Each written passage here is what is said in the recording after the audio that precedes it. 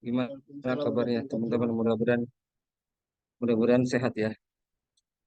Kita ketemu lagi di hari ketiga membahas tentang project management. Gimana teman-teman? Setelah kita berdiskusi 2 hari kemarin, apakah ada hal-hal menarik yang ketemu sempat ditemui di lapangan atau di kampus begitu yang bisa kita diskusikan sebelum kita mulai? Silakan teman-teman kalau mungkin ada Atau yang kita bertanya, tanya aja nih, mumpung hmm, expertnya ada di sini. ya, mungkin kita bisa diskusikan bareng-bareng gitu. Atau mungkin nanti Kalau aja. nggak ada, kita lanjut atau gimana, Pak teman-teman, Bapak-bapak, Ibu-ibu? Oke, kita lanjut dulu ya. Bismillahirrahmanirrahim. Saya coba mulai bawakan lagi hari ketiga ini materi tentang project management dari buku eh, apa Project Management Body of Knowledge dari PM Book ya. Nah, ini edisi yang ketiga. Kita hari ini bahas nah ini eh, contoh bukunya kemarin.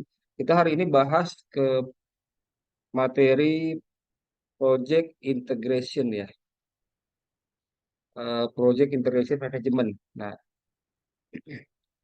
project integration management itu artinya kita sebagai project management mengintegrasikan mulai dari startnya sampai ke finishnya ya teman-teman ya.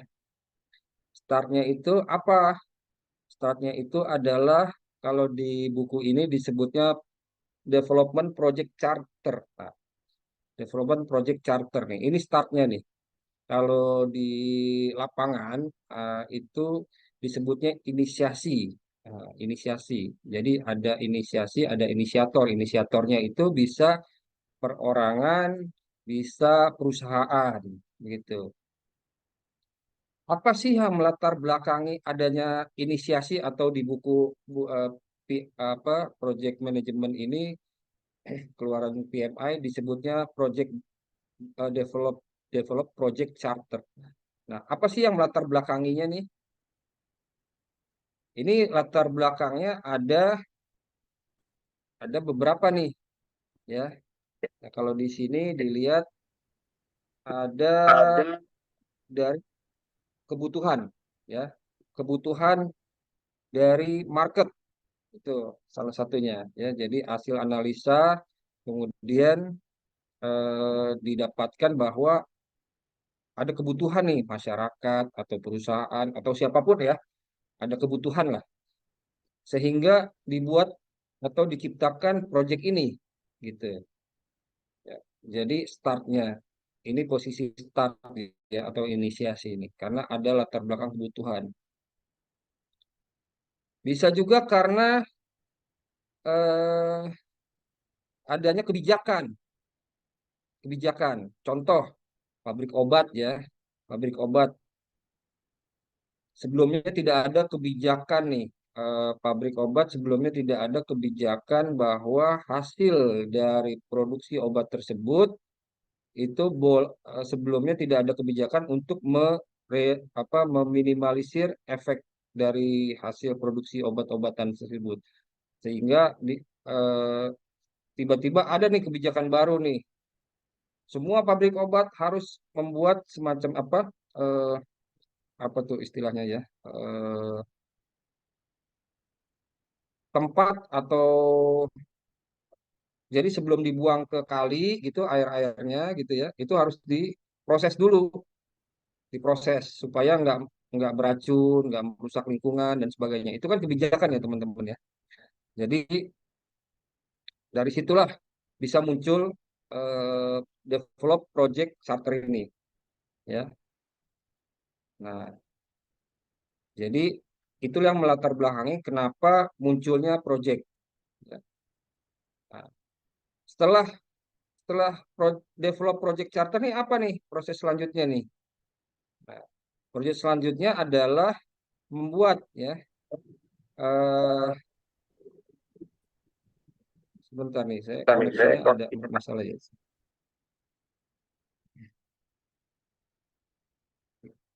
Gimana kok koneksinya bisa diterima nggak teman-teman nih internetnya?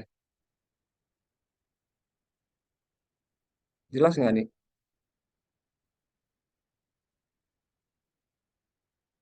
Oke ya, kita lanjut ya. Jadi setelah develop project charter tadi, ya, itu proses selanjutnya adalah develop preliminary project scope statement, ya. Nah, jadi project scope statement ini merupakan bisa bisa bisa gambar-gambar, ya, bisa dokumentasi lelang, ya. Kemudian bisa juga kalau di bisnis ini kan karena proyek itu nggak semata-mata proyek konstruksi ya. Jadi bisa juga proyek IT. Nah, develop preliminary project scope ini bisa termasuk kalau di IT ini business requirement. Nah, business requirement itu lebih kepada apa sih yang dimauin oleh pihak inisiator ini ya. Oke, seperti apa nih sistemnya kayak gitu lah. Saya eh, apa sedikit aja membahas itu. Nah, kalau di project konstruksi itu dokumen-dokumen lelang itu bagian dari develop preliminary project scope statement. Ya, ada gambar, ya, ada metode kerja dan sebagainya dan sebagainya. Ya, nah, apa aja nih yang dibahas tentang develop preliminary project scope ini di dalamnya? Ya, pertama-tama perusahaan atau perorangan atau inisiator ya itu memiliki karakter masing-masing, karakter masing-masing. Contohnya begini, ada perusahaan yang eh, sangat menjaga tentang keselamatan kerja, misalnya K3 itu ya. Jadi dia akan membuat develop preliminary project scope statement ini itu lebih berat ke arah situ tuh, ke arah situ. Nah, jadi karakter-karakter perusahaan ini berbeda-beda nih. Sehingga develop preliminary project scope statement ini juga akan berbeda-beda. Ada juga perusahaan atau inisiator atau perorangan tadi yang sebagai inisiator ya, dia lebih menekankan pada hasil. Wah, nggak usah terlalu K3 deh. Yang penting hasilnya nih gitu. Otomatis develop preliminary project scope statementnya ini itu lebih ke arah situ tuh. Perbedaannya apa sih? Perbedaannya? Nah, perbedaan antara dua perusahaan ini tadi itu yang perusahaan pertama dia akan menekankan K3-nya. Artinya seluruh pekerja-pekerjanya itu harus diwajibkan menggunakan helm, menggunakan apa namanya rompi, menggunakan sarung tangan, menggunakan tali kalau bekerja di lantai 2, 3, apalagi seterusnya. Dia harus ada jaring kalau udah eh, 3 lantai atau 2 lantai begitu kan. Harus pakai sepatu dan sebagainya. Itu penekanan di situ. Artinya apa? Artinya ketika si kontraktor ya atau perusahaan kontraktor di mana project manager itu bekerja, dia akan memasukkan biaya preliminary-nya lebih tinggi daripada perusahaan yang kedua. Ya. Perusahaan yang kedua ini tidak menekankan K3 begitu. Otomatis biaya preliminary. Jadi preliminary itu biaya yang berbeda ya dengan RAB ya teman-teman ya. Jadi dia ada tersendiri dia biayanya tersendiri. Nggak gabung nih. Kalau RAB itu kan biaya apa membuat pondasi itu ada batu kali ya, ada semennya, ada pasirnya dan sebagainya ya. Ada pekerjanya. Nah kalau preliminary ini enggak. Yang tempo hari saya pernah sampaikan, gaji project manager ada di situ ya. Biaya tempat tinggal eh, kerja ada di situ, termasuk sewa mes untuk project manager atau ada di situ juga. Kemudian pengetesan biaya pengetesan ada di situ, ada di preliminary budget ya. Kemudian biaya K3 tadi misalnya itu ada di situ juga ya. Jadi untuk membuat satu penawaran harga kepada inisiator, di mana inisiator itu bisa perorangan atau perusahaan, ya itu tergantung tadi karakter dari inisiator ini menekankan ke arah mana gitu. Dan di dokumen lelang di saat lelang lah kita harus bertanya tuh, memastikan ya eh, tentang preliminary ini supaya kita bisa jangan sampai eh, kita menang sih menang dalam tender ya, tapi begitu diminta sama inisiator, mana filmnya, pekerjaannya? Wah, belum beli. Loh, di SPK kan ada nih. Wah, iya saya lupa baca gitu kan. Harusnya kan beli. Padahal budgetnya nggak ada di perusahaan. RAB nggak ditulis di penawaran. Itu kan rugi ya teman-teman ya. Membuat perusahaan kita atau apa proyek kita menjadi rugi. Nah, sementara di awal di kemarin kita udah bahas tuh eh, target dari seorang project manager itu ada 4 ya, BMW seri S, biaya, mutu, waktu, dan scope ya, scope gitu ya.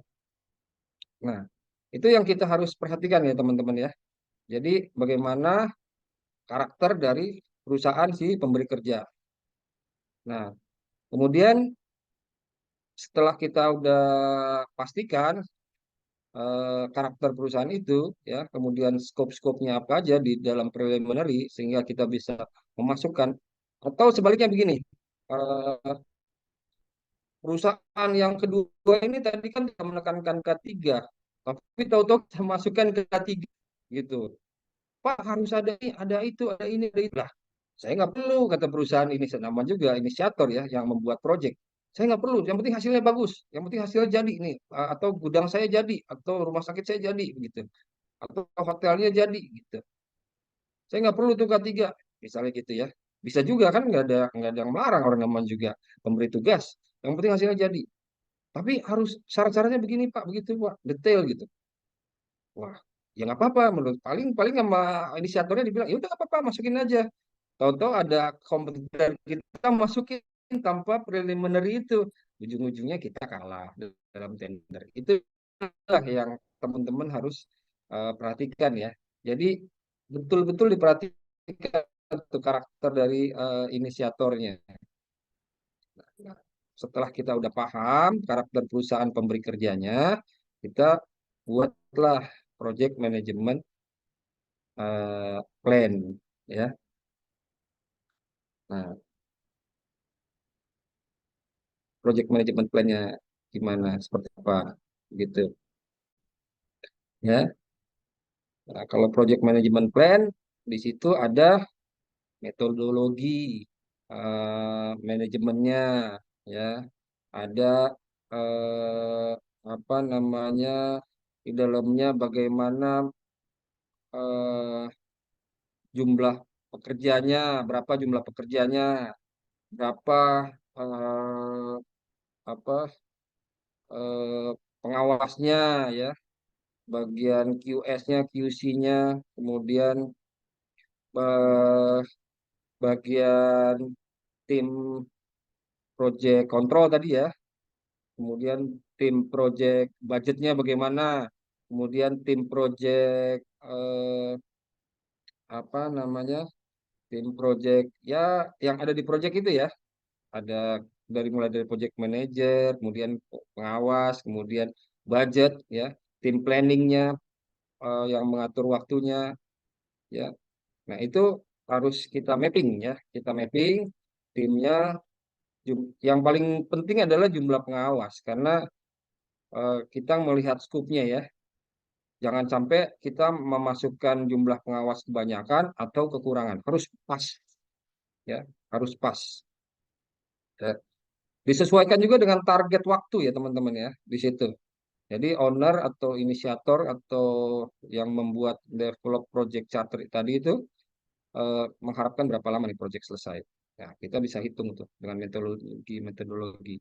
Nah, kita nggak usah terlalu detail nih membahas tekniknya, apa hitungan-hitungan. Kita masih apa ini jadi nanti ada waktunya kita membahas masalah hitung-hitungan untuk angka-angka ya.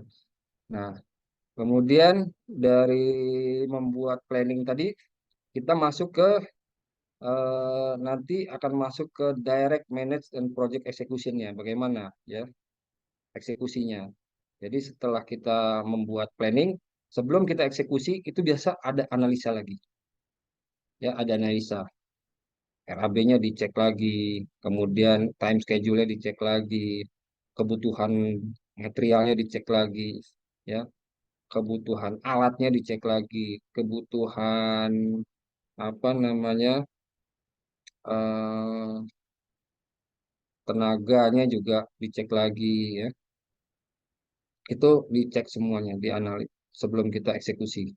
Setelah approve ya, approve dari eh, project manager dan project manager tentunya harus mendapatkan masukan juga ya dari teman-teman pengawas yang sudah berpengalaman, kemudian dari melihat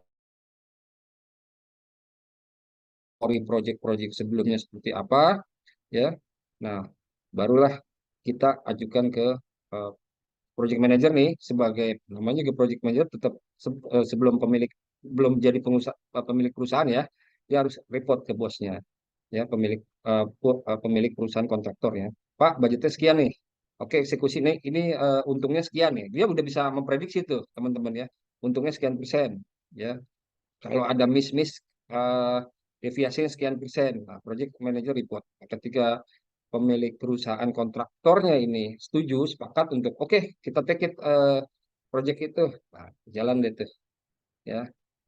Project manager langsung eh, apa membuat schedule monitoring ya, controllingnya seperti apa, pengetesan-pengetesan seperti apa ya.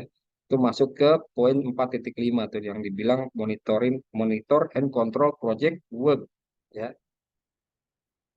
Artinya eh, project itu di manage dengan controlling ya, manage dengan controlling ya. Kemudian setelah di manage, kemudian diintegrasikan ya kan, di manage dengan kontrol itu diintegrasikan. Integrated change control, apa tuh integrated change control? Nah, dan kenapa harus ada integrated change control? Ini pertanyaan nih teman-teman nih, ada yang bisa jawab nggak? Ada yang bisa bantu saya nggak kira-kira nih? Coba Izin bantu jawab, Pak. teman-teman yang bisa bantu saya nggak kira-kira? Monggo, monggo, silakan, silakan, senang saya. Mungkin integrated change control itu menurut saya seperti addendum gitu ya, Pak. Atau mungkin ada proses seperti inspeksi atau audit. Jadi ada perubahan seperti spesifikasi atau mutu yang lainnya gitu, Pak. Kalau menurut saya. Nah, ini nih, Mas Muhammad Sidik Lutfan Khalis. Nah, mohon mohon bantuannya tim dari Neosia. Ini jawaban yang bagus sekali dari Mas Muhammad Sidik Lutfan Khalis. Betul. Jadi ketika ada monitoring, ya pasti ada hasil monitoring, ya kan? Ya dong, habis diawasin, masa iya nggak ada reportnya? Nah, report itulah yang akan membuat keputusan. Oh, ini proyek lanjut, bagus dilanjutkan. Ada kekurangan, dirubah. Makanya dia lakukan sebelum, artinya tadi tuh Mas Muhammad Siddiq Lutfan Khalis ini bilang, ada audit. Habis dimonitoring, dikontrol, diaudit. Habis dimonitoring, kemudian dikontrol ya, habis dikontrol nih, kontrol apa, project execution-nya dikontrol, kemudian dimonitoring. Hasil monitoring itu diaudit tuh. hasil auditnya itulah yang membuat integrated change control. Ya, harus ada perubahan, perbaikan. Wah, nggak bisa nih, misalnya kayak bangunan 5 lantai ya teman-teman ya. Misalnya bangunan 5 lantai, wah nggak bisa nih pakai kerekan misalnya. Oh, manual banget tuh pakai kerekan. Ya kan, pakai tali dikerek, pakai roda begitu kan. Wah nggak bisa. Misalnya contoh, 5 lantainya itu ternyata masing-masing lantai tingginya contohnya 3,5 atau 4 meter. Kan kalau 5 meter udah 20 meter ya teman-teman ya kan 20 meter kan tinggi tuh misalnya oke kita lebih lebih lebih apa namanya lebih murah dan cepat dengan pakai TC misalnya tower crane misalkan tower crane kan ada yang mobile ya teman-teman ya udah pakai TC aja yang cepat. Nah, itulah yang membuat integrated change control tuh teman-teman tuh itu misalnya contoh lagi apa. Wah, ngaduknya kan biasanya kemarin pakai site on-site ya, pakai mesin gitu ya, pakai mesin molen yang on-site gitu kan kecil tuh kapasitasnya tuh 1 kubik ya, teman-teman. Itu kapasitasnya 1 kubik kurang tuh teman-teman ya, kalau mesin molen itu tuh. Kalau kita ngecor dak katakanlah eh, 30 kali 30 meter 30 meter kali 30 meter kan hampir berapa tuh? 900 meter square kan? Kapan mau selesai kalau kita pakai onsite? Ujung-ujungnya wah nggak bisa pakai onsite harus pakai mix ya ready mix berapa mobil ya kan dihitung itulah yang membuat proyek itu semakin tajam ya semakin tajam nah semakin bagus jadi oh nggak jangka waktunya ditentukan sekian wah bisa kita percepat kalau kita percepat artinya apa kita tinggal nagih aja kalau udah selesai kan ke on inisiator tadi. Kalau lambat-lambat kita kegerus tuh sama cash flow biasanya. Jadi usahakan ya teman-teman, kalau punya project jangan dilama-lamain, dimaksimalkan. Kenapa? Beda dengan dicepetin ya. Kalau dicepetin kita gerasak gerusuk. Ujung-ujungnya nanti kualitas project kita juga nggak bagus. Betonnya yang harusnya 21 hari dibuka dari apa stegernya gitu ya. Tahu-tahu sebelum itu dibuka. Itu kan membuat kualitas beton jelek gitu ya. Atau misalnya waktu hujan ngecor, nggak pakai persiapan penutup, itu juga kualitas betonnya jelek gitu ya. Jadi macam-macam tuh. Misalnya besi, udah ini besi, saya baru dapat informasi nih, ada beberapa, tahu benar tahu enggak nih, kualitas besi juga kita mesti hati-hati tuh. Apa ada beberapa masuk yang kualitasnya kurang bagus, jadi mesti dicek benar-benar tuh. Ya. Kalau perlu kalau kalau mau aman sih SNI ya bukan promosi nih teman-teman nih. Tapi SNI itu ya lumayan lah cukup bukan lumayan lagi lah terpercaya begitu ya kalau pakai besi itu. Nah, itu seperti itu hal-hal seperti itu tuh teman-teman ya. Jangan kita nggak mempersiapkan apa hal-hal yang apa ya kalau dibilang future eh, antisipasi lah lebih pantasnya tuh ya bahasanya. Kita harus mengantisipasi hal-hal yang seperti tadi hujan, kita harus persiapkan. Eh, Kalau tiba-tiba selesai ngecor, wah hujan, wah, pernah tuh sering saya ngalamin begitu tuh. Ya kita harus sudah mempersiapkan ya ada apa? Ada pengamanan-pengamanan lah di lapangan terus begitu.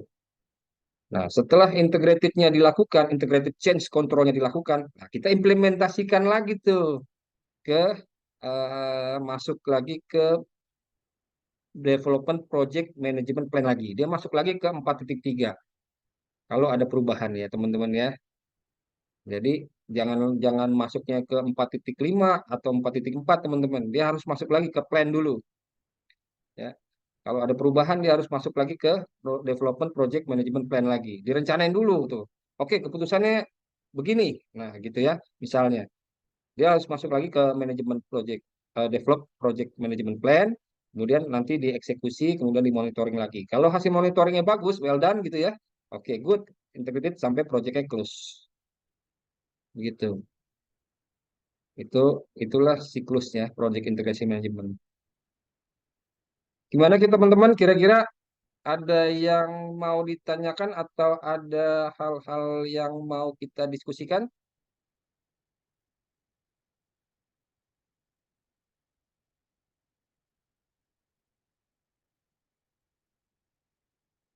Atau kita lanjut ya, teman-teman ya. Ini jam 9 soalnya ada bola Indonesia lawan Uzbekistan katanya. Nah, oke. Nah, ini flowchart-nya teman-teman ya, sama yang seperti hal yang tadi saya jelasin nih. Kalau mau lebih detail di sini nih, ya. Nah, jadi kalau di sini disebutin nih di apa di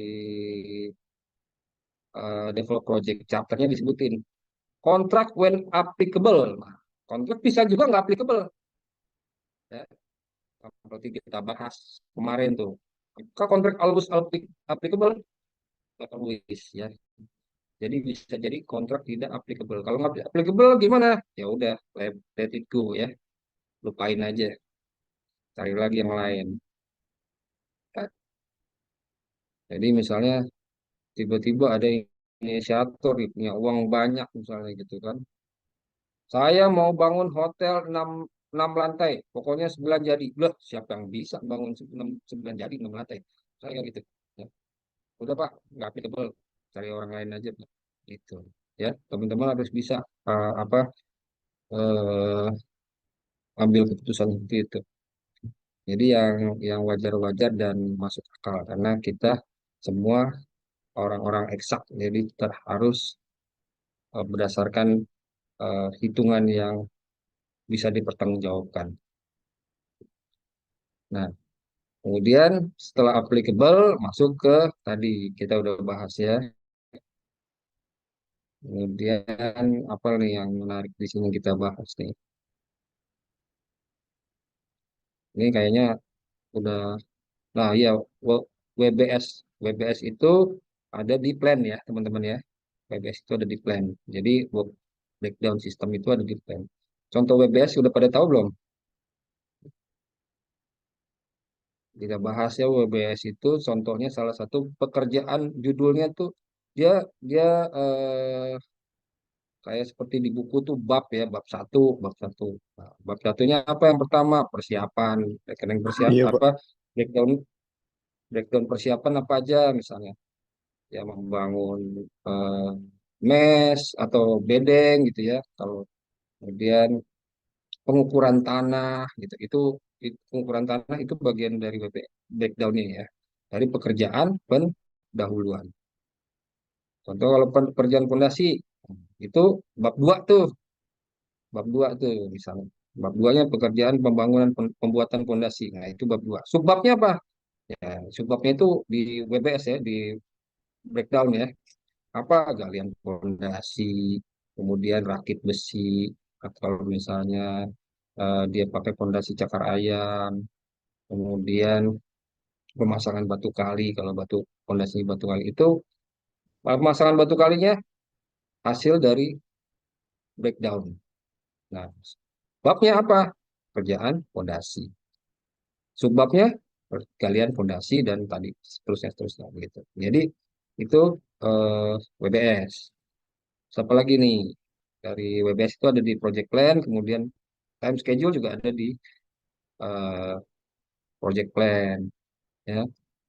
Cost management ada di project plan. Jadi cost management itu menganggarkan biaya project tadi. Jangan lupa lihat karakter pemberi tugasnya.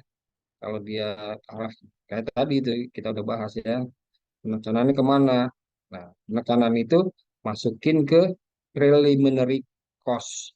Ya, ada di bagian preliminary. Ya, jadi bisa masukin tuh penawarannya. Penawaran preliminary-nya katakanlah biasanya preliminary itu tidak lebih dari 20 sampai 30% ya teman-teman ya. Normalnya tuh preliminary budget ya, preliminary budget itu 20 sampai 30% dari RAB yang normal. Nah, itu tengahnya. Tapi kalau lebih biasanya ada, kalau biasanya apa perusahaannya yang gaji project manager besar-besar tuh, wah, preliminary-nya tuh bisa sampai 40%-an ya, 40% dari RAB. Kan nilai project, biasanya tuh project-project high risk ya, teman-teman ya. High risk itu preliminary cost-nya tuh lumayan. Tuh. Nah, ini ada yang ditanya nggak nih dari chart ini nih, teman-teman nih?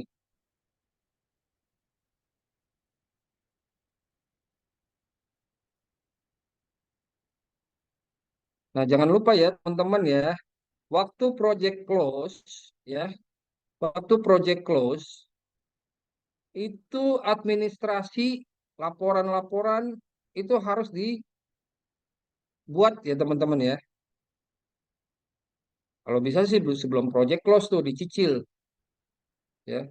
Sini kan ada nih, kontrak administration, ya, documentation, ya. Nah, ini nih teman-teman, biasanya kalau kita nggak selesai di kontrak administration, retensi kita nggak keluar nih. Ya, 5% atau 10% nih teman-teman ya. Ini penting nih kalau nilai proyeknya 1 juta dolar kan 5%-nya lumayan teman-teman ya. Ya, jadi ini kontrak administration harus dibuat, dicicil. Makanya ada di sini ada nggak nih staff documentation ya. Harusnya di sini nih ada nih staff documentation nih. Ya, documentation staff. Nah, mungkin ada di sini nih staffing management plan nih atau risk management plan kali ini. Biasanya. Tapi tugasnya itu ya teman-teman ya, membuat dokumentasi dokumentasi dari project itu, mulai dari before kondisi before, kemudian proses dan after gitu ya. Before-nya apa? Kalau bangunan bikin rumah ya tanah kosong, before ini tanah kosong. Terus prosesnya gimana? Lagi digali fondasi, dokumentasikan, lagi bikin besi dokumentasikan, lagi bikin tiang dokumentasikan. Terusnya tuh ya sampai bikin atap, sampai cleaning dikomentasikan ya. Nah, rumah jadinya afternya kapan? Rumah jadi. Pas rumah jadi nih jadi tuh gitu fotonya. Ya. Didokumentasikan dan dibuat laporan. Ini waktu project close itu harus disertakan. Ini Bapak, Ibu atau perusahaannya ya yang memberikan pekerjaan kepada kita. Ini hasil pekerjaan kami. Itu fisiknya, kasih lihat itu. Itu fisiknya, ini dokumentasinya.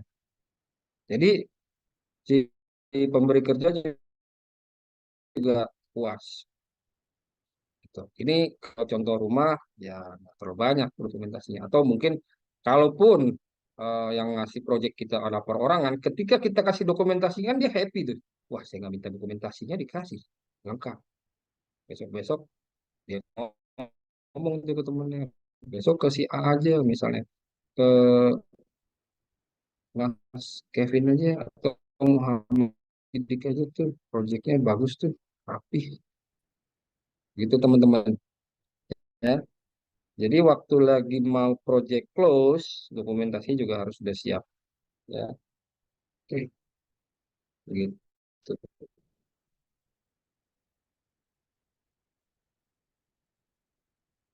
Nah, next, ini nih penyebab-penyebab adanya develop project charter, adanya market demand, gitu ya. Contohnya apa?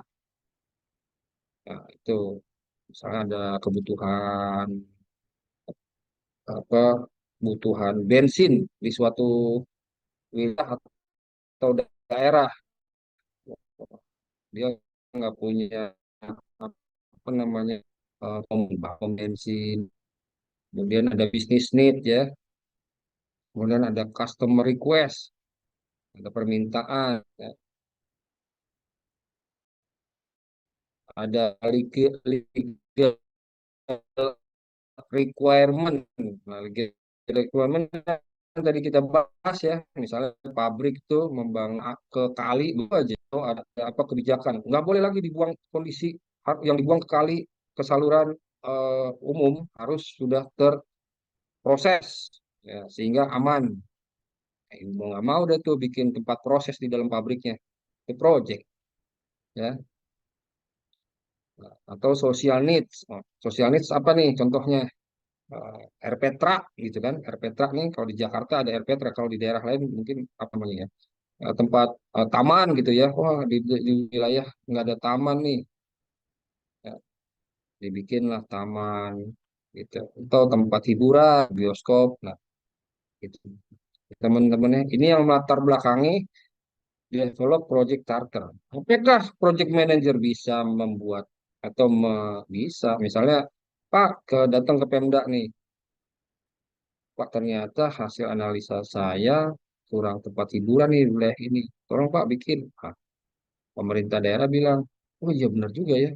Dapat. Jangan lupa Pak proyeknya kita ikut tendernya. Jangan minta proyek. Kalau minta proyek nanti jadi polusi itu.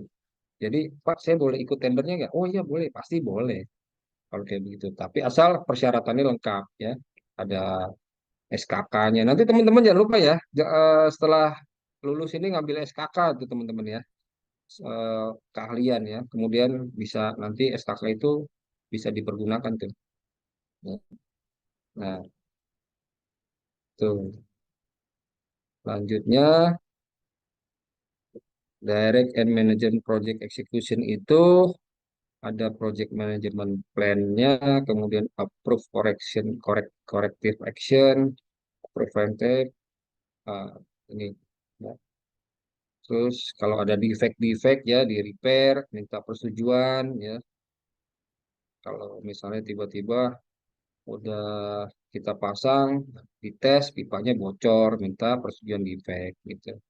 Atau approve change request, misalnya tiba-tiba permintaannya keramik atau granit 80-80 di suatu wilayah kita bangun, ternyata nggak ada, adanya tipe 40-40 atau granitnya 40-40 ya mau nggak mau kita minta approve ya teman-teman. Atau memang harus itu juga yang tipe 80-80 ukuran granit 80 ya mau nggak mau kita datangkan misalnya di daerah lain. Itu harus minta persetujuan ya itu itu. Terus administratif closure prosedur. Nah, itu yang tadi tuh teman-teman ketika kita mau close ya project itu mau close administratifnya harus dipenuhi ya. Kalaupun perorangan usahakan supaya kita terbiasa nanti mengerjakan proyek-proyek yang besar kan kita mulai semua dari proyek kecil dulu ya teman-teman ya. Kalau mau langsung besar ntar kaget. Jadi mulai dari yang kecil biasakan tuh rapi ya administrasinya rapi. Jadi begitu kita ada kesempatan ngerjain proyek yang besar kita nggak kaget, udah biasa. Gitu. Ya begitu teman-teman. Nah, ini chapter selanjutnya teman-teman ya kita bahas nih karena nggak ada yang nanya. Ada yang mau nanya nggak nih sebelum kita mulai nih ke chapter selanjutnya nih, chapter project scope management.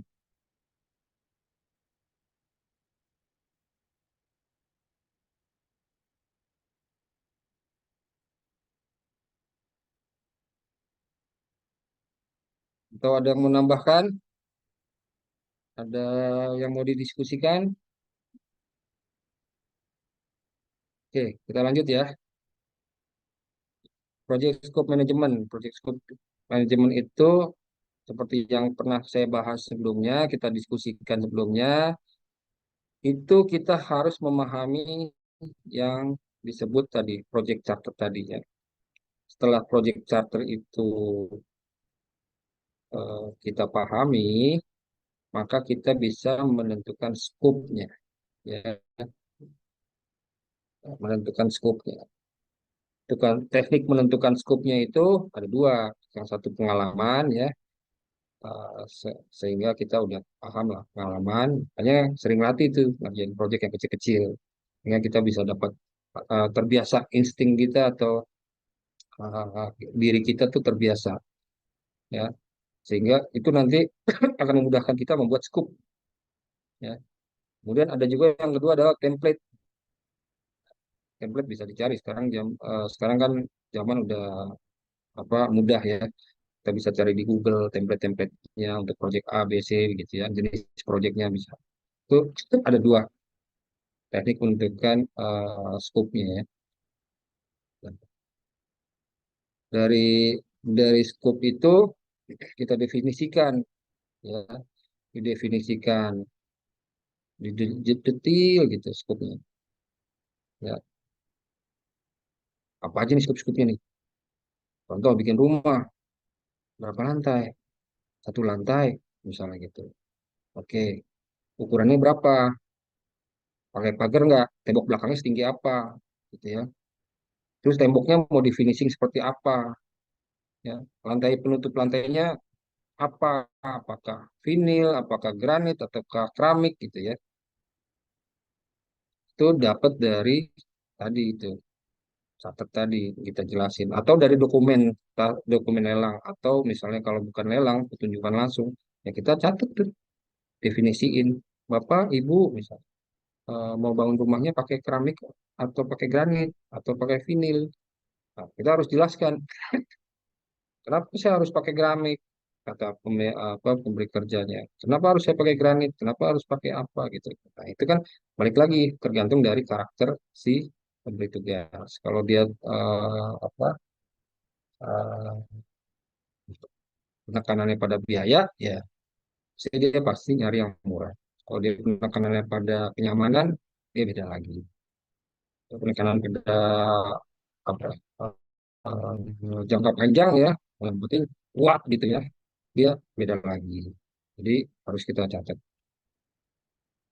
Nah, kemudian dari scope definition itu akan mudah kita buat WBS ya, work breakdown sistemnya. Kita turunin tuh, ya, gitu. Kita butuh nanti dari WBS berapa tangannya gitu ya. Oh dia harus kuat, pondasinya berapa gitu. Nah setelah itu diverifikasi benar nggak nih misalnya eh, misalnya plat beton lantai duanya dicor setebal 15 cm misalnya gitu 15 cm kok tebal amat gitu ya bisa nggak diturunin ke 13 cm kan lumayan tuh 2 cm juga kali luas area kan lumayan ke kosnya ya ke oh bisa tapi bergetar misalnya gitu kan buahnya bergetar oh iya di scope verifikasinya nanti dibahas ya oh kalau supaya nggak getar kita pakai ini deh pakai apa namanya apa namanya itu yang sekarang plat besi itu ya plat besi itu ya jadi di bawah beton beton itu ada plat besinya baru dikasih deker pakai besi wire mesh baru dicor nah begitu itu bisa juga tuh diverifikasi kemudian nah, setelah diverifikasi waktu mau setelah dieksekusi ya dikontrol kontrol gitu nanti kalau seperti tadi balik lagi tuh balik lagi habis kontrol nanti ada audit nih perbaikan masuk lagi ke planning begitu teman-teman ya ini proses project scope management jadi yang tadi pertama adalah eh, apa integration ini integration secara umum ya kemudian masuk ke scope eh, management ya.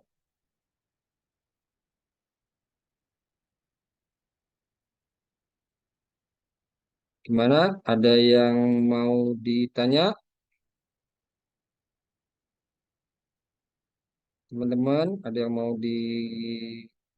apa diceritakan pengalamannya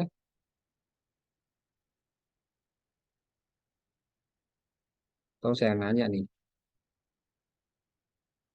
Ntar kalau saya nanya ya, boleh nggak nanya?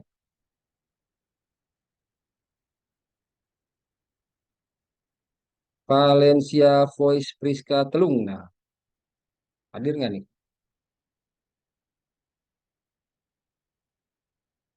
Halo,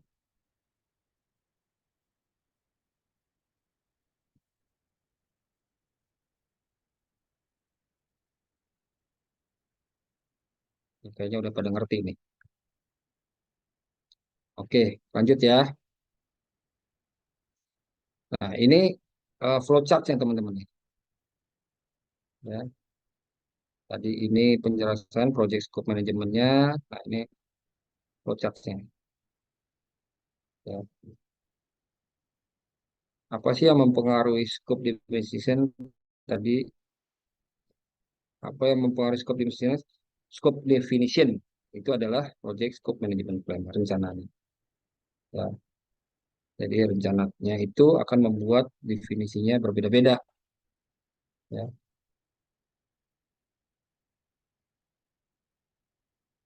Kemudian dari apa yang mempengaruhi WBS, create WBS, ya. Itu dari project scope plan juga, ya, terupdate yang udah update. Ya, nah, ini teman-teman harus perhatikan adalah balik lagi nih, performa report ya, performa reportnya. Jangan lupa tuh, karena itu merupakan bagian dari kontrol. Ya. Reportnya harus detail, jelas, dan mudah dipahami, ya, dalam membuat report. Jadi apa administrasi project itu juga kerjanya bukan cuma dikira apa apa nyusun-nyusun bond gitu ya. Jangan kira administrasi project itu kerjanya nyusun bond, tapi dia penting juga tuh menyusun report. Karena administrasi project kerjanya menyusun report. Ya. Report yang bagus akan yang mudah dipahami, report yang bagus itu mudah dipahami, ya, sehingga dalam mengambil keputusannya juga eh, jelas ya.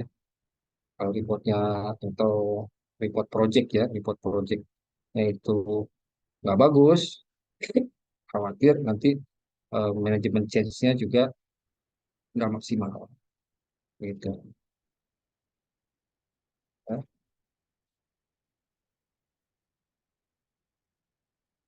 Jadi setelah di report maka ada integrated change control lagi. Ya, gitu.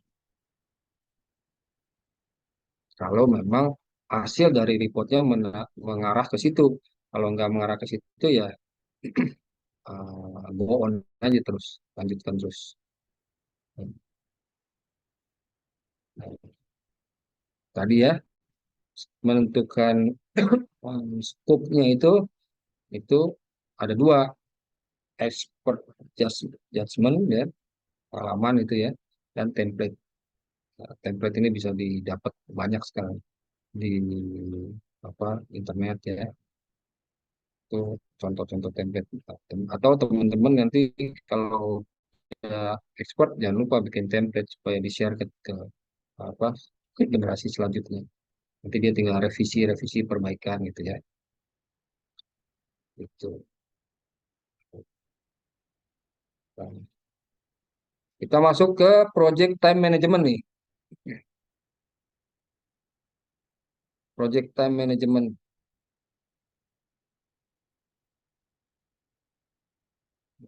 Sama di awal kita harus definisikan juga pekerjaan-pekerjaan itu ya. Setelah didefinisikan, definisikannya dari mana tuh?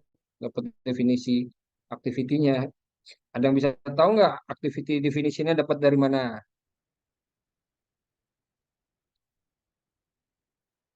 Aulia, Imansyah, Putra bisa bantu saya nggak? Activity definition dapat dari mana?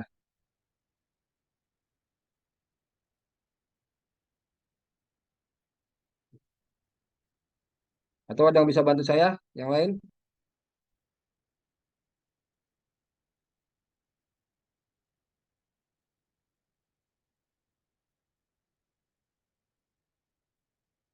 Activity definition dari project time management.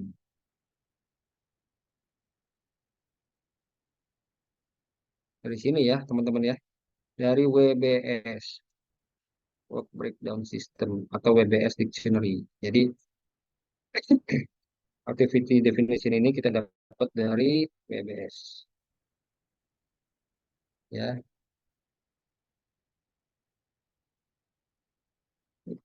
Umumnya dari situ. Bisa juga dapat dari mana? Enterprise environment factor. Maksudnya apa tuh? Ya tadi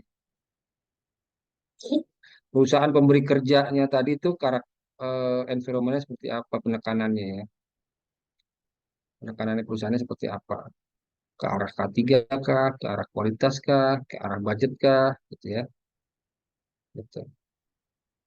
Tapi setelah enterprise environment factor, dia akan turun ke WBS. Nah, itu baru kita bisa activity definition. Activity definition maksudnya apa nih?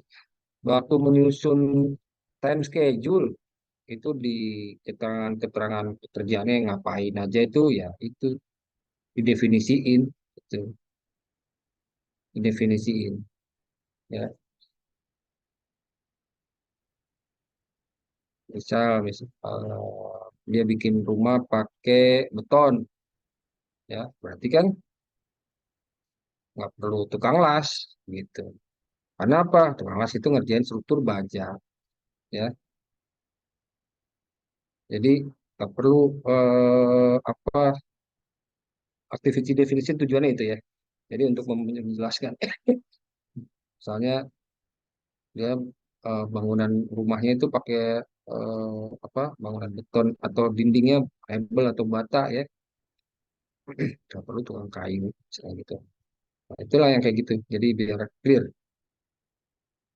Terus yang kedua apa? Activities squeezing. Diurut ya, diurut. Bikin fondasi dulu, baru bikin slope, habis itu bikin tiang, baru bikin dinding, diurut, diurut pekerjaannya. Jadi di nomor satu apa nih, gitu ya.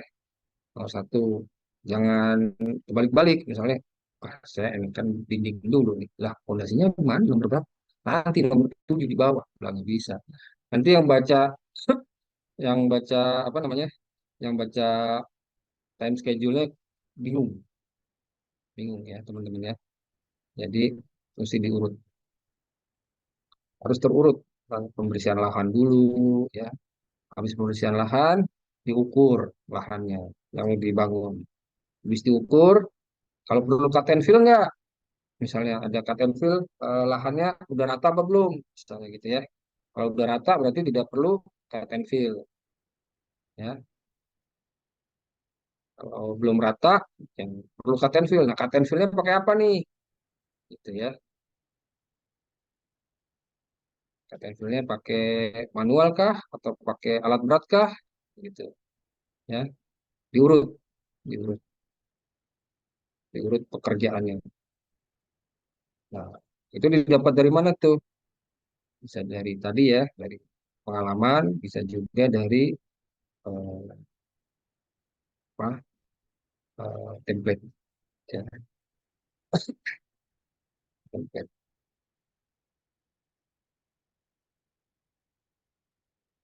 Tuh. Di dalam diurut, setelah diurut, kemudian ditentukan tuh metodenya ya. Di dalam pengurutan itu ada penetapan metode dalam membuat eh, project time management ya. Mau pakai apa nih? Mau pakai PDM ya, Precedence Diagram Method, atau pakai Arrow Diagram Method gitu ya. Metodenya apa? Tapi yang umum PDM ya teman-teman ya. Kita pakai PDM, Precedence Diagram Method. Itu yang umum. Tapi boleh teman-teman mau pakai Arrow Diagram Method silakan ya. Atau mau pakai Schedule Network Template silakan gitu ya. Gitu. Tapi yang umum biasanya dipakai PDM, Presiden Diagram Method. Tapi sekarang udah ada aplikasi-aplikasinya ya, ada project manajemen apa Microsoft Project Manager, itu ada Primavera kalau misalnya ya, sekarang masih ada itu itu teman-teman ya. Nah, habis diurut, kemudian ditentukan resource-nya. Resource itu apa aja? Orang, bahan, dan alat. Tiga ya, teman-teman ya.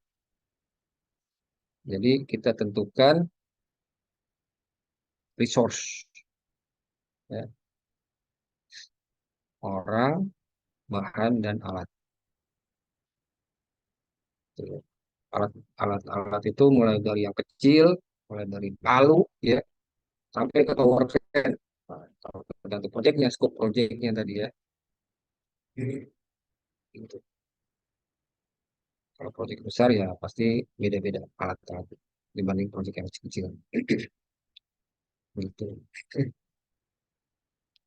Setelah activity resource estimating ya, tadi kita menghitung apa aja tuh, eh, orang, bahan dan alat.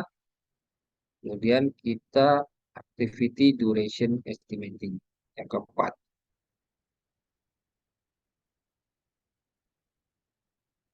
Activity duration estimating ini tentukan yang tempo hari saya bilang tuh, semua kegiatan sorry, kegiatan di project itu bisa diestimasi, ya, estimasi. Misalnya tukang batu mengerjakan pasangan dinding misalnya ya, itu berapa meter square gitu ya. Itu bisa didapat lewat satu, kita udah makin pengalaman, maka kita tahu dia dapat 10 meter nih. Kalau misalnya ketemu tukang batu yang di bawah 10 meter, nah kita mesti tanya, apa namanya, evaluasi tuh, gitu, evaluasi. Kok kurang dari 10 meter? Kenapa Pak? Bapak sakit misalnya gitu ya. Atau kenapa kendalanya baru ya tukang. Kadang-kadang kan ada juga, oh saya bisa masang pasang dinding. Oh ya, coba deh. Coba. Ternyata nggak sampai 10 meter nih. Yang biasanya kita pengalaman, berdasarkan pengalaman atau dari apa, eh, dari informasi-informasi yang ada di apa di internet sekarang ya. Tiap tukang batu itu bisa 10 meter gitu, misalnya. Oh dia nggak sampai 10 meter, kenapa? Nah, ternyata baru jadi tukang batunya belum lama, ya. Sehingga hasilnya kurang dari yang kita harapkan. Ya, itu di take down ya kalau kita jadi project manager ya. Pak, jangan kerjain dinding dulu deh Pak, sorry Pak. Nanti Bapak kerjaan yang lain dulu nih. Atau eh, misalnya jadi pembantu tukang yang senior dulu lah, gajinya kita turun Bapak. Kayaknya nggak mencapai target kita nih, gitu ya teman-teman ya. Supaya apa? Ya kita juga harus tegas tuh kalau di project yang, oh kasihan gitu. Waduh, kasihan ya, nanti kasihan yang yang akan dikasihani banyak gitu. Karena apa? Proyek kita nggak sesuai target ya. Kalau kita kasihan sama satu orang, efeknya kita dikasihanin sama orang banyak, atau orang banyak juga jadi dampak gitu ya dari satu orang ini. Jadi kita mesti eh, apa, eh, mengalihkan pekerja ini ke bidang lain sehingga eh, sesuai lah apa yang kita perintahkan, ya kan, hasilnya apa yang kita rencanakan dengan hasilnya itu ya.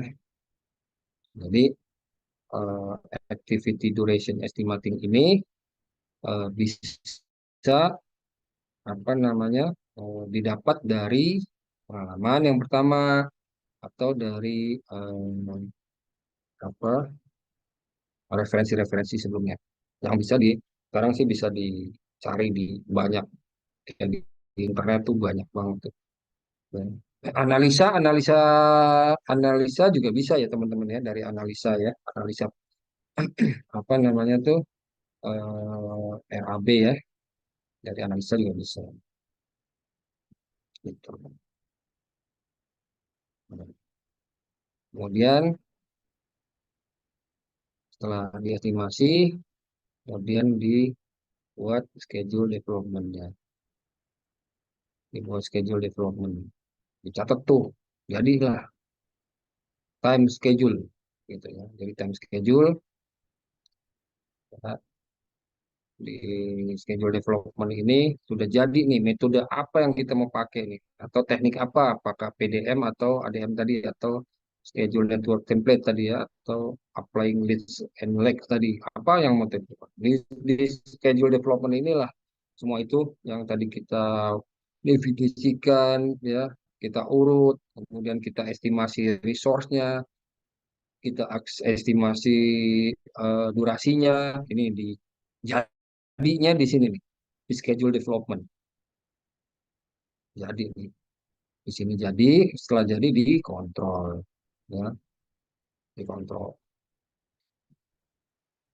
Benar nggak yang tadi ya? Oh, di rencana kok kita bikin eh, apa namanya? Tembok itu satu hari nih satu tukang 10 meter persegi. Benar nggak? Oh, benar. Checklist. Oke. Oh, kita eh, apa bikin ngecor tiang sekian kubik satu hari. Benar nggak? Benar, centeng gitu ya. Checklist, checklist gitu. Itu kerjanya siapa tuh kira-kira tuh yang mencek checklist? Quality apa? Itu ya, quality control atau kalau proyek kecil ya bisa dijadiin satu dengan project admin. Ya, gitu. Project control atau project, kalau project besar ya ada project controlnya, kemudian project control nanti memberikan ke admin, admin mengetik laporan. Tapi kalau misalnya proyeknya kecil ya jadi satu, project control dia, project admin dia, gitu. Ya,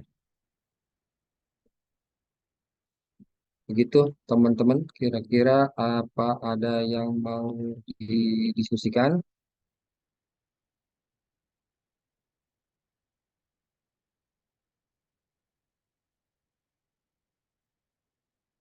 Saya izin minum dulu ya, haus dulu nih.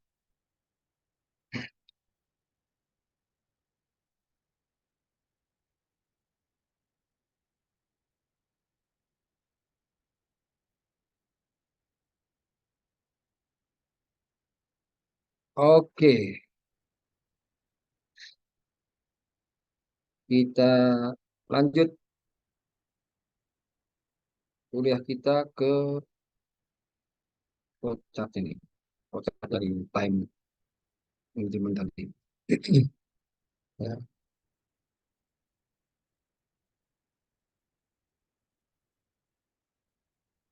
apa-apa aja yang mempengaruhi activity atau resource estimasi, yaitu ada ketersediaan resource-nya ya. Ketersediaan resource itu apa aja tuh? Kesediaan orangnya, ya. Jadi waktu lagi kita bikin eh, resource estimation gitu ya. Misalnya kita ngerjain project di mana ya? Di suatu daerah lah gitu ya. Wah, kita butuh tukang batu 10 orang nih misalnya. Gitu. Kita cari tuh di wilayah itu yang tempat kita project yang tempat kita eh, kerjakan. Ada nggak tukang batu 10 yang bagus-bagus gitu kan? Kita pasti nyari yang bagus ya. Wah, nggak ada. Misalnya ada cuma 5. Nah, kalau ada 5, berarti harusnya schedule kita katakanlah mengerjakan dinding itu 1 minggu. Kalau cuma ada 5, ya kita bikin tuh jadi 2 minggu gitu ya. Jadi dalam membuat resource estimating juga kita harus mempertimbangkan resource availability ya, resource availability. Nah, itu dari sisi orang tuh. Kemudian dari sisi supplier atau bahan, kan tadi ada orang, bahan sama alat ya. Nah, kalau dari sisi bahan juga begitu ya. Ternyata setiap Sabtu Minggu resellernya libur gitu ya. Jadi nggak bisa ngirim bahan, nggak bisa ngirim material. Kita mesti estimasi tuh, ya waktunya pasti akan berdampak. Kita harus estimasi. Kemudian bisa juga dari apa namanya alat-alatnya tidak tersedia. Misalnya kita harapannya menggunakan ready mix, ternyata ready mixnya nggak ada. Mau nggak mau pakai onsite konkret ya, onsite. Jadi mau nggak mau pakai ngaduk manual gitu, misalnya pakai pecul gitu ya. Ya nggak apa-apa, harus kalau memang harus dikerjakan nggak ada alat ya, selama apa visible, resikonya kecil misalnya gitu ya, nggak apa-apa bisa juga kerjakan. Tapi dihitung nanti jumlah orang yang ngaduknya itu berapa orang ya, supaya kalau usahakan teman-teman ya waktu ngecordak itu satu hari satu apa satu plat satu area itu harus jadi itu. Usahakan. Makanya sering tuh kalau ngecor-ngecor dak itu lembur ya teman-teman ya. Tukang-tukang itu enggak. Karena kalau ada resiko-resiko ya kalau nyambung-nyambung begitu, eh, ngecor nyambung itu ada resiko. Entah resiko bocor, entah resiko patah ya. Mendingan jadi satu sekaligus. Mendingan dilemburin. Tukang-tukang itu kita lemburin ya. Nah, jadi resikonya minimalisir.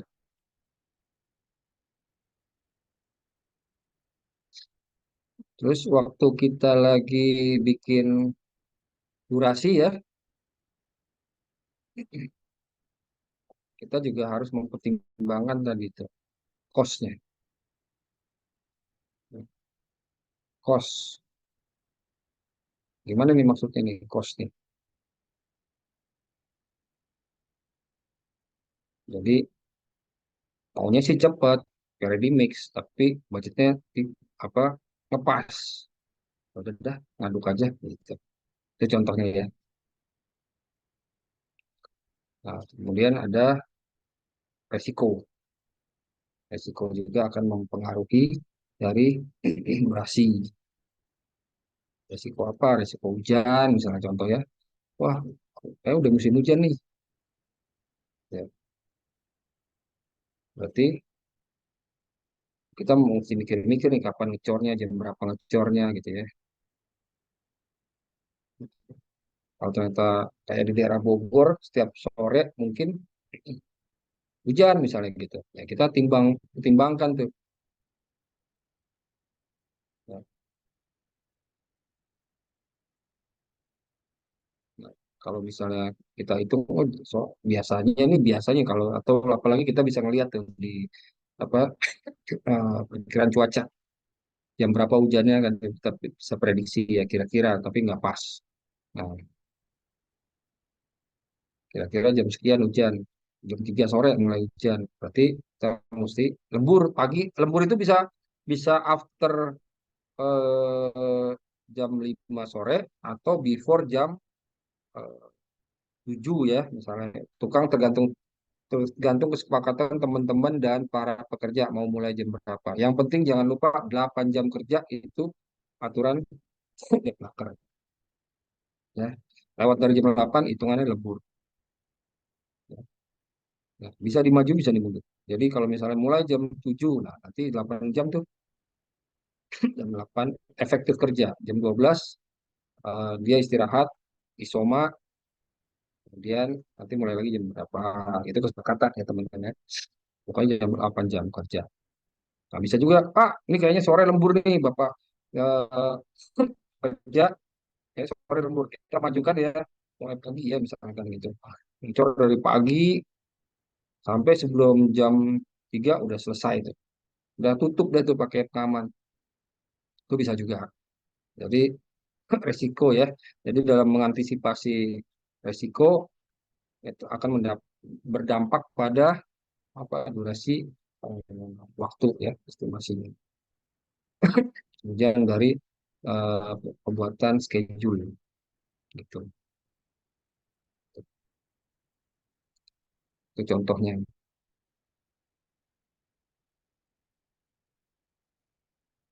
Kemudian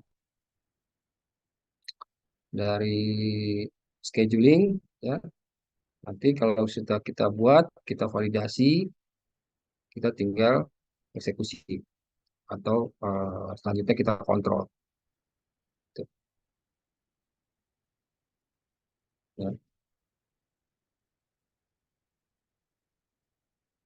Nah, ini dalam membuat time schedule inputannya, namanya namanya project atau proses pekerjaan. Nah, itu selalu ada input, proses, dan output. Kalau di sini input, prosesnya itu tools dan tekniknya. Ya.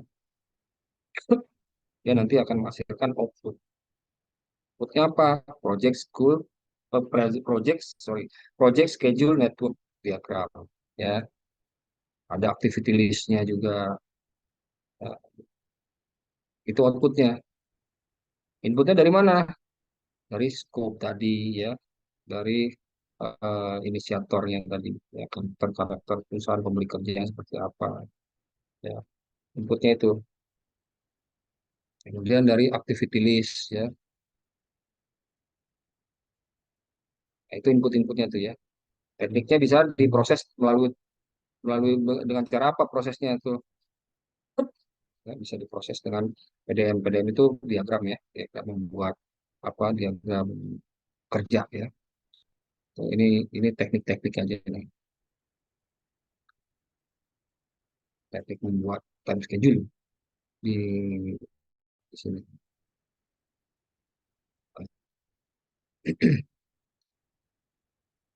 Ini teman-teman ya, urut-urutan ya dalam membuat aktivitas quest ini atau urut-urutannya, ini tekniknya nih. Yang biasa kita pakai atau di lapangan tuh biasanya pakai PDM yang finish to start ya, ada finish to finish tuh selesai sama-sama tuh pekerjaannya tuh, start to start, bareng ya, ada start to finish gitu. Contohnya apa nih? Finish to start. Ada yang bisa bantu nggak? Contohnya finish to start dalam membuat rumah deh. Membuat rumah nih. Mulai dari apa? Ya, nggak usah mulai dari persiapan lah. Mulai dari langsung fondasi lah. Contohnya pekerjaan finish to start apa? Nah, ada yang bisa bantu nggak, teman-teman? Ada yang bisa share ke saya nggak nih?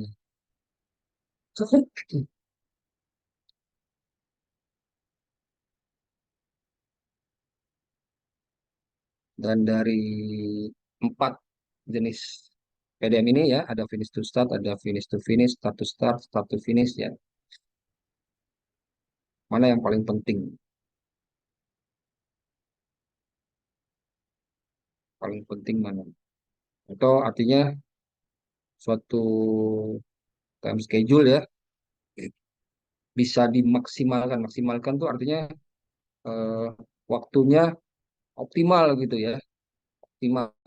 Optimal tuh nggak berlebihan, nggak terlalu cepat, nggak terlalu lama.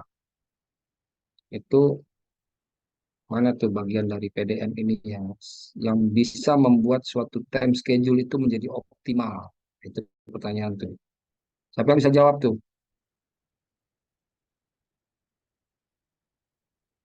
Siapa yang bisa Yang jawab? finish to start, Pak.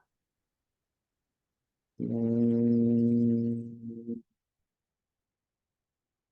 kurang pas. Eh, Jadi mungkin ada lagi nggak yang bisa bantu? mungkin start to finish, Pak. Nah, start to finish same ya, like finish to start ya. Seperti itu. Karena kan kait itu. Kalau nggak diselesaikan ini, nggak diselesaikan perjalanan yang pertama ya dia perjalanan yang kedua nggak bisa jalan. Itu kan ngait. Jadi yang bisa membuat time schedule itu optimal ya finish to finish sama start to start. Siapa yang pinter mengatur finish to finish dan start to start, dua hal ini itu jago mengatur ini, itu bisa jago mengoptimalkan atau membuat time schedule yang optimal. Karena nggak ada kaitannya. Misal contoh nih, pekerjaan galian fondasi, ya, nggak ada kaitannya sama membuat membuat besi untuk slub. Ada kaitannya nggak? Kan nggak bikin besi untuk slub nggak nunggu galian fondasi selesai. Jadi bisa start bareng tuh, gitu, ya. Bisa start to start tuh antara membuat fondasi slab dengan galian fondasi. Itu bisa start bareng tuh. Barang siapa yang bisa jago ngatur start to start dan finish to finish, nah, itu bisa bisa membuat time schedule menjadi optimal, ya. Kalau finish to start atau start to finish, itu, nah, itu ngait. Jadi nggak bisa pasang pondasi batu kali sebelum digali, ya kan? Nggak bisa. Tapi kalau start to start atau finish to finish itu kan nggak ada kaitannya. Nah itu yang teman-teman mesti pinter-pinter tuh lihat tuh. Karena nih, oh ini nggak ada kaitannya. Tapi di tengah dia start to start, misalnya bareng nih, bikin kalian pondasi dengan bikin slope gitu ya. Nah, itu kan bisa start to start. Nah, tapi nanti di tengah dia bisa bisa bisa ketemu finish to start atau start to finish. Nah itu menariknya ya teman-teman ya. Makanya sering-sering latihan lah bikin begituan, bikin time schedule. Nanti pertama sebelum bikin bikin bikin time schedule tadi kita harus apa dulu tuh? Ayo, sebelum kita latihan bikin time schedule kita harus bikin apa? WBS dulu ya, WBS teman-teman ya. Kita bikin breakdown sistemnya. Pekerjaan-pekerjaannya itu diurut ya, diurut dulu pekerjaannya. Diurut pekerjaannya terus cari. Otak-atik aja tuh. Otak-atik, otak-atik. Nanti siapa yang nanti akan ketemu tuh. Sering latihan bisa. Jadi yang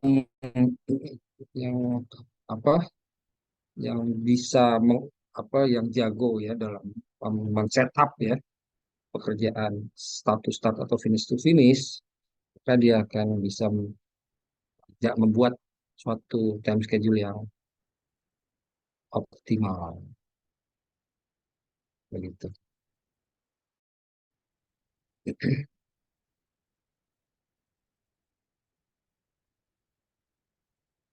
Nah, ini schedule control tools and tekniknya ya.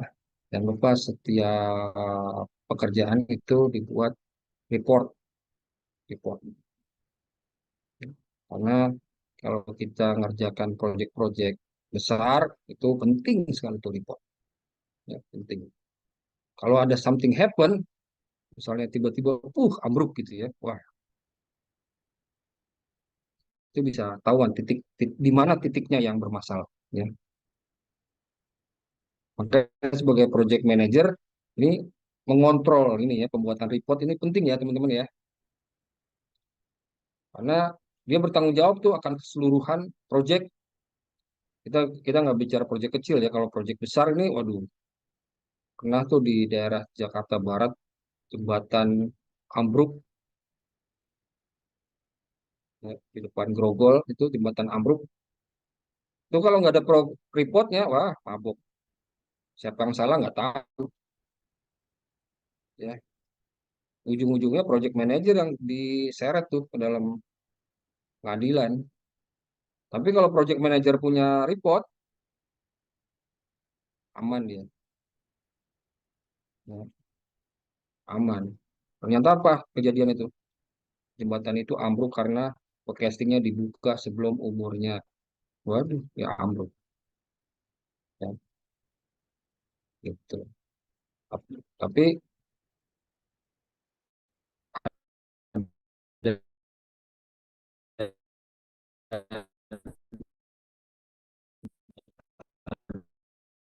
dan ada basic dulu, ada dasarnya di reportnya dibuka karena apa? Report, ya, menjaga report itu penting. Ya.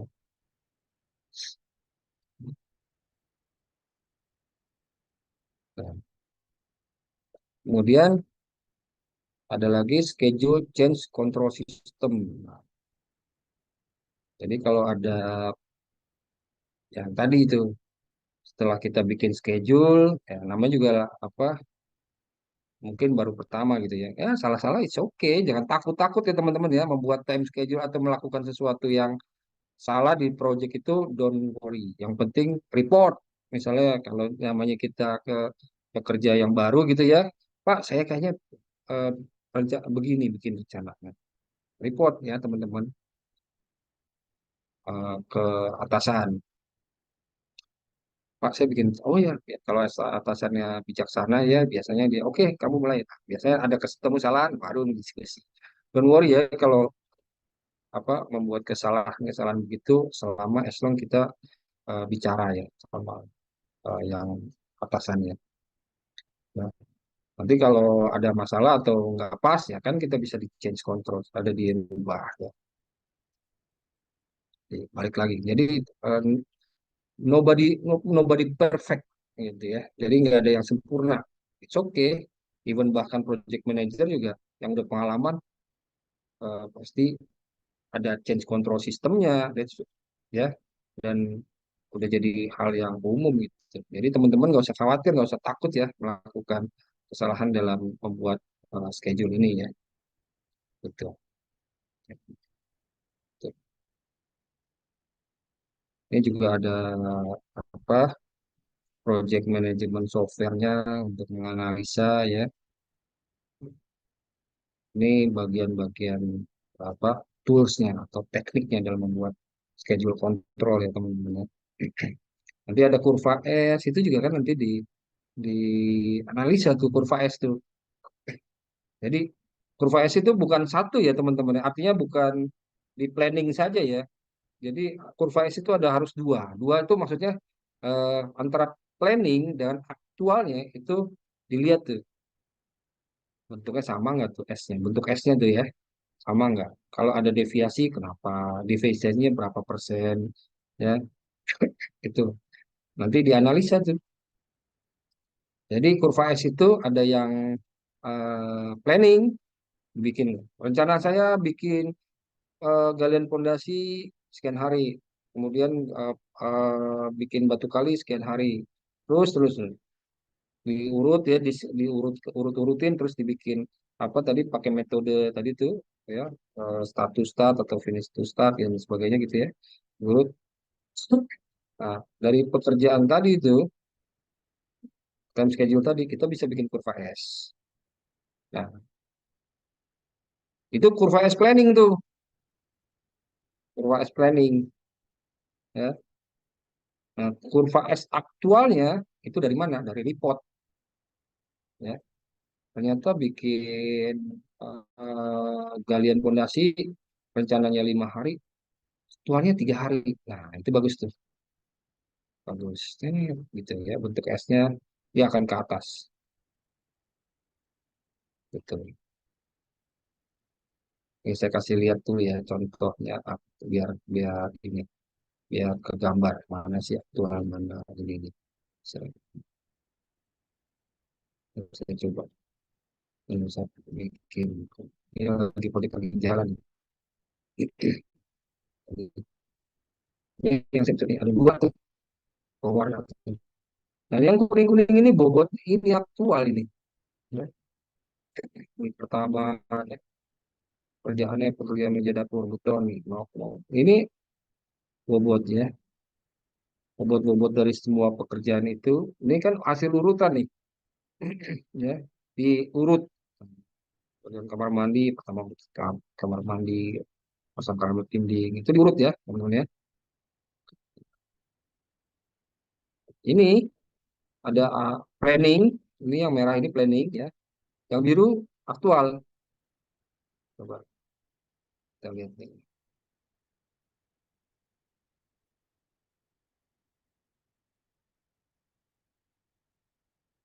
ya itu beda. Nah, nanti ini dihitung nih deviasinya berapa persen, kenapa penyebabnya. Ya. Kalau dia lebih cepat, dia akan naik tuh ke atas. Sus, ya, naik. Jadi lebih cepat dari planningnya gitu. Planningnya gitu teman-teman.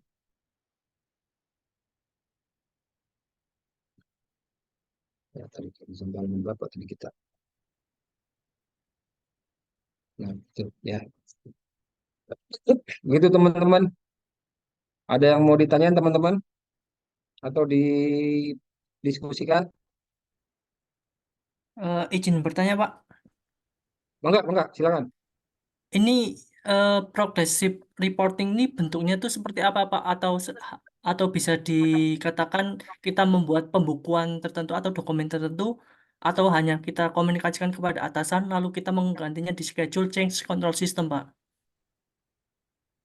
Progress report itu ya tadi. Nah, ini saya balik lagi ke sini nih. Nah, ini kita hitung nih di aktual kita kan berapa hari nih kita di plan di aktual lagi planningnya kita ngitung bikin misal contoh pekerjaan ya contoh ya pekerjaan nat lantai gitu berapa hari ini kan kita udah hitung ya. Nah, waktu aktualnya kita catat tadi itu yang ada foto kemudian ada jumlah harinya aktualnya kita catat nanti kita masukin nih Excel di Excel sini oh ternyata sekian hari dari scan schedule. Nah, nanti dibikin kayak gini kurvanya nih dibikin itu. Nah, bukan bukan kita bikin apa cerita nggak perlu perlu dari sini nih dari apa dari item-item pekerjaannya dari sini dari sini aja jumlah harinya berapa aktualnya gitu ya aktualnya report untuk progress report. Kemudian apalagi di progress report itu ada foto contoh dia bikin kalau apa dokumentasi lah foto lagi mengerjakan berapa hari itu untuk apa evidence atau bukti lah memang benar itu dikerjakan gitu. Tuh, ya.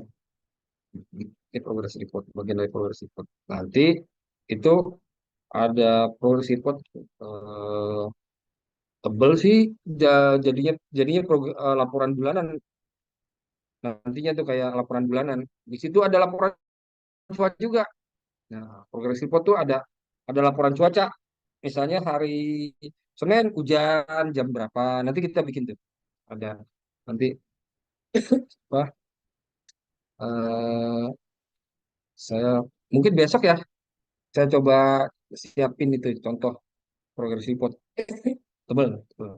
Terus jumlah orang per hari itu progress report termasuk bagian dari progress report.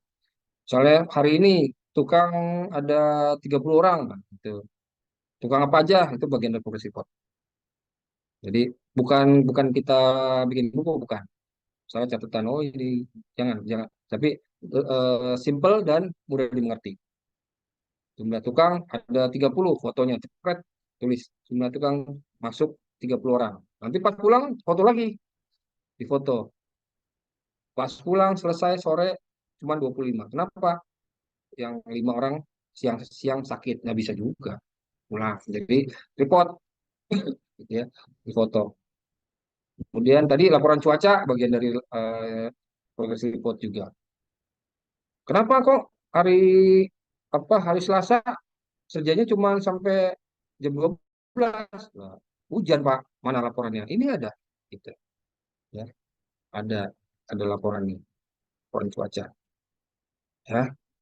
Gitu. Itu bagian dari post progress. Progress report. Gimana? Cukup jelas atau mau ditambahkan pertanyaannya tadi? Cukup, Pak. Mungkin untuk tadi kan ada file dokumentasi seperti foto itu, Pak.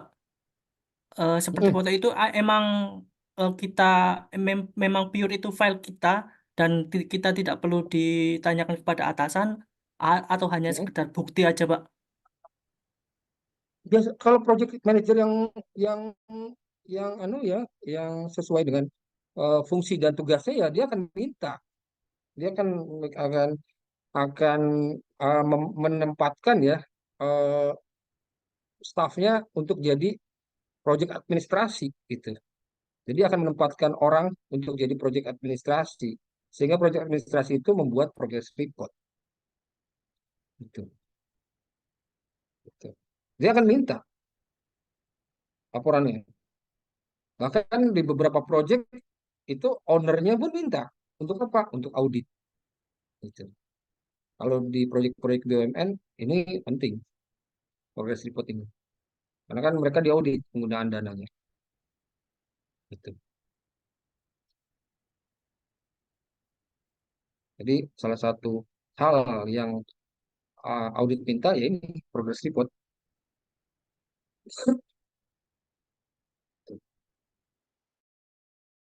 Dia akan minta, project manager akan minta gitu.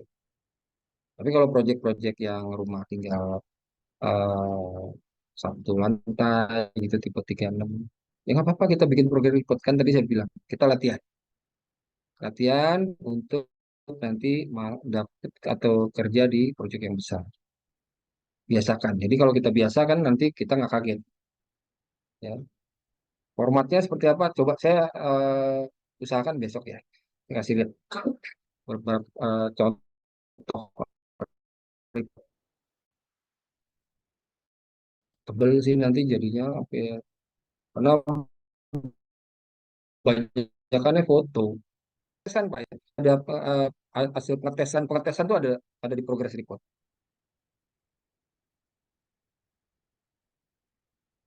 Nah, hasil pengetesan juga ada di sini progress report. Tuh. Tes tekan misalnya tes tekan pipa, nah, berapa bar gitu ya. Itu biasanya kalau high risk ada ini ada ketentuan itu. Dia tes tekan pipa air bersihnya dia harus berapa bar ya, harus 7 bar gitu ya. Kalau rumah tinggal yang apa PVC misalnya pipa PVC dia cukup 3 4 bar gitu. Sedangkan PDAM itu sebenarnya berapa bar sih? PDAM biasanya cuma 2 bar, 2 sampai 3 bar. Tapi makanya kita persiapkan lebih melebihi PDAM supaya apa? Tiba-tiba ada kita pasang udah pasang PDAM terus kita pasang mesin lagi terus dorong daya dorong. Nah, kita udah siap tuh instalasi pipa kita udah siap begitu. Tapi kalau pipa PPR biasanya lebih kuat daripada PVC. PVC. PPR tuh kayak yang hijau ya. Pipa yang warna hijau tuh PPR tuh.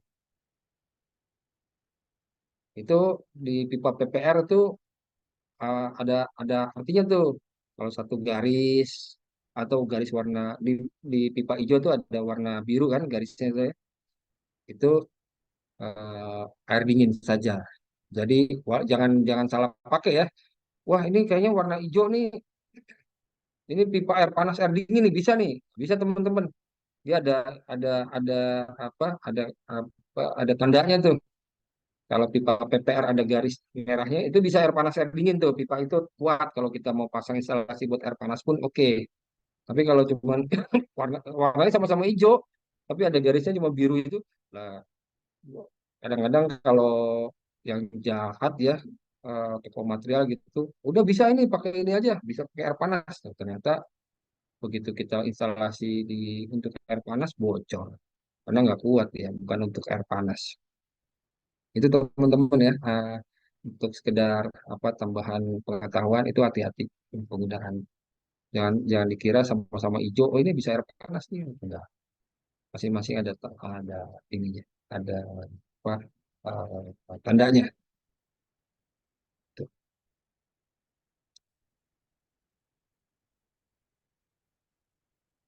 Gimana ada yang mau didiskusikan lagi, teman-teman?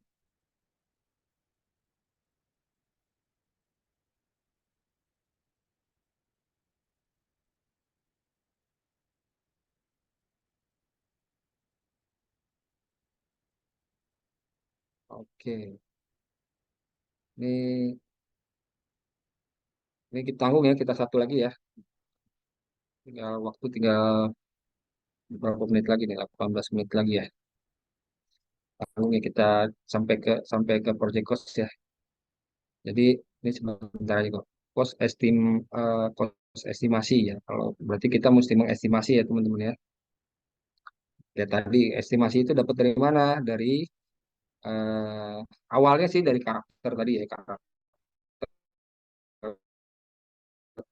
pemiliknya, kemudian jadi preliminary ya. Preliminary itu ada costnya ya.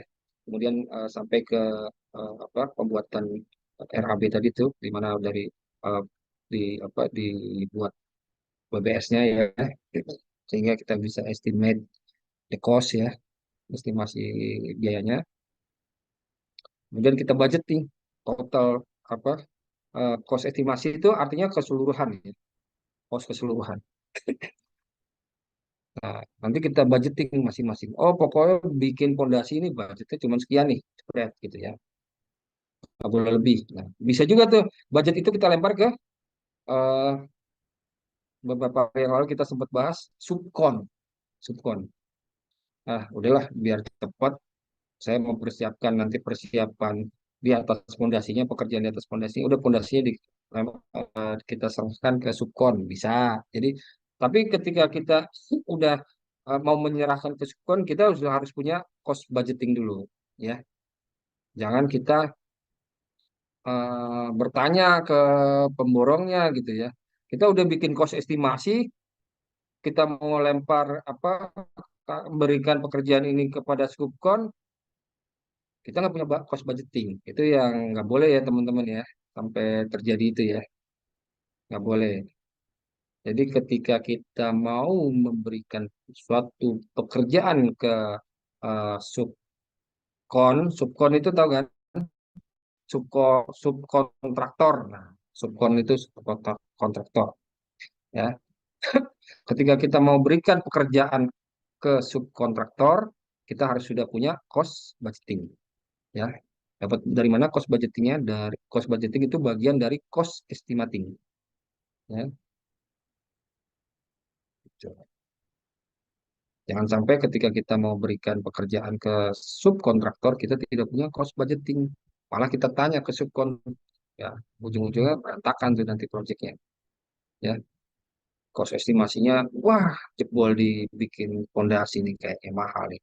Sehingga apa pekerjaan yang lain-lainnya ke apa istilahnya ya, ketekan biayanya gitu loh.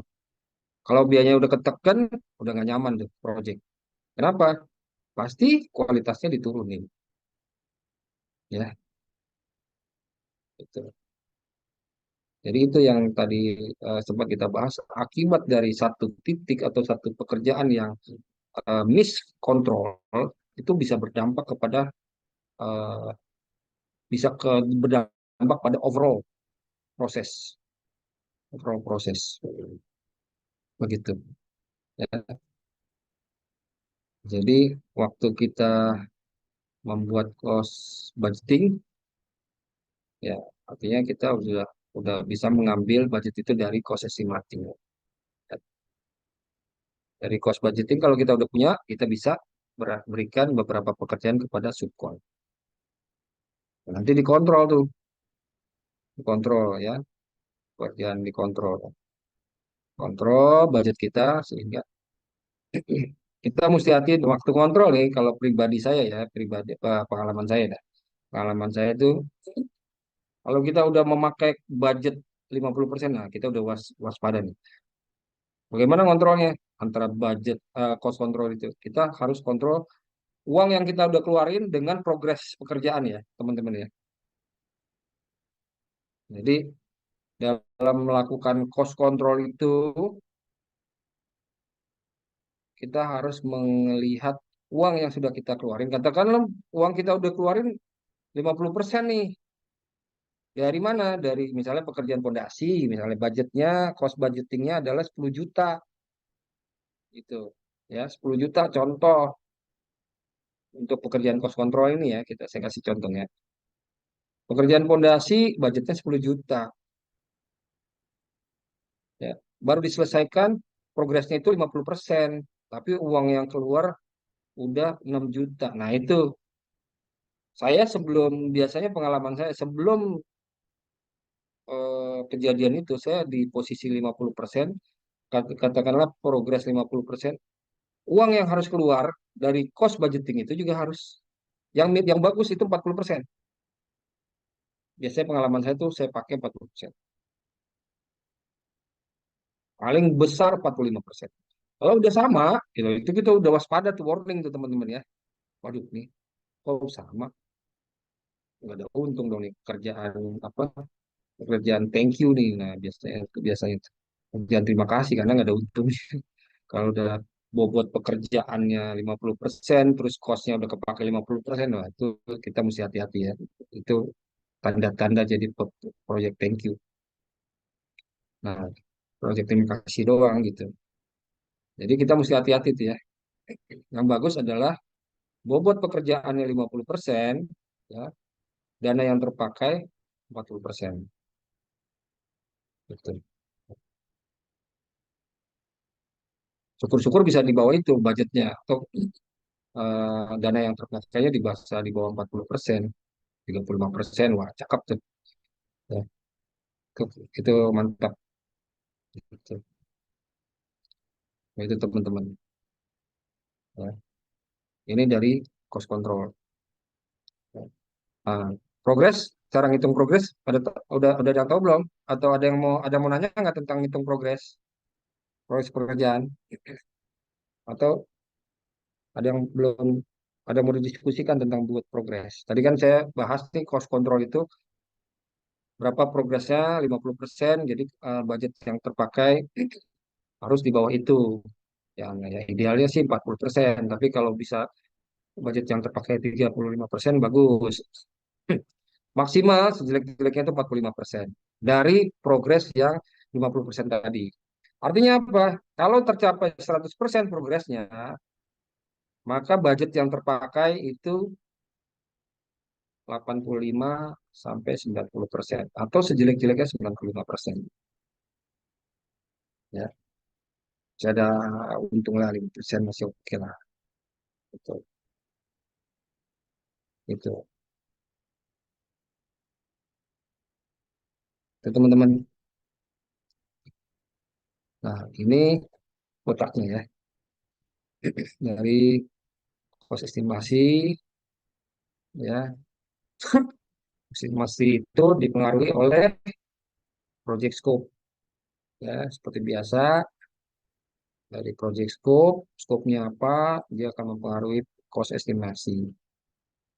Kemudian, dari mana lagi pengaruhnya? Dari PBS. Semakin banyak item pekerjaannya, semakin detail itu semakin bagus tuh ya. Detail. Jangan bikin bikin pekerjaan dinding. Gitu ya.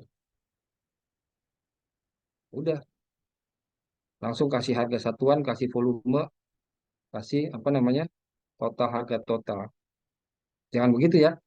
Kalau boleh sedetail mungkin, sedetail mungkin. Contohnya apa?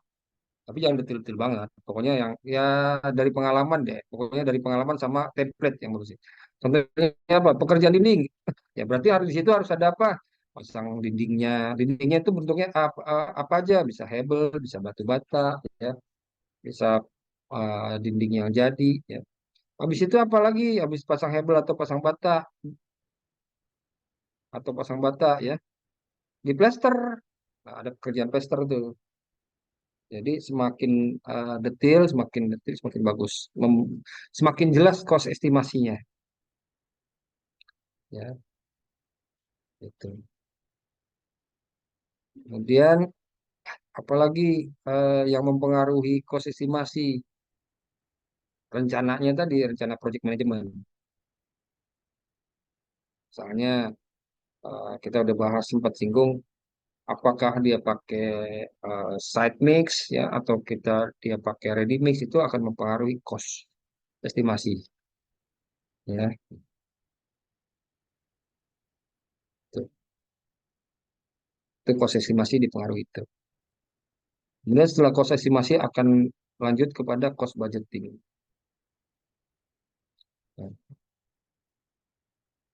Nah, cost budgeting itu pengaruhi oleh apa? Ya, manajemen plan lagi, begitu.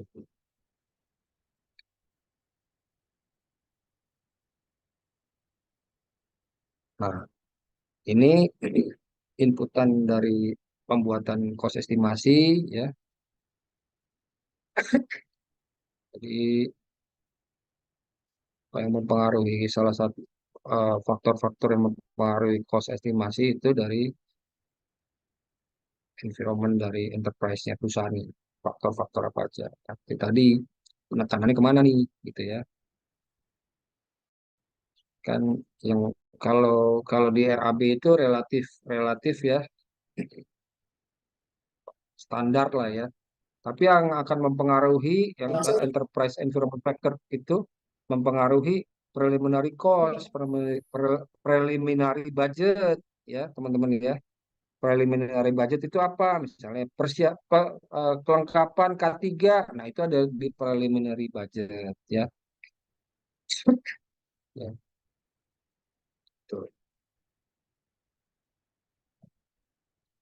Kemudian untuk selanjutnya ada organisasi proses juga akan mempengaruhi cost estimasi. Ya. Teknik-tekniknya ini ada softwarenya juga, ada, dan pengaruhnya ya outputnya apa? Outputnya dari cost management plan itu outputnya. Ya. Gitu teman-teman. Ini yang tadi kita bahas nih kurva S ya. Nah, baik kurva S yang begini ya. Nih, di awal-awal project penggunaan costnya rendah ya. Terus naik sampai dia akan mencapai titik maksimal dari keuangan setiap project ya. Nah, ekspektasinya sih ngarepinnya biayanya rendah nih, tapi prakteknya belum tentu, gantung kondisi di lapangan. Itu hal-hal yang mempengaruhi over budget itu macam-macam banyak. Ya. Makanya semakin sering kita latihan membuat budgeting, membuat awalnya membuat WBS, membuat budgeting itu akan semakin mengecilkan nih jarak ini antara planning dan aktual. Ya. Nah,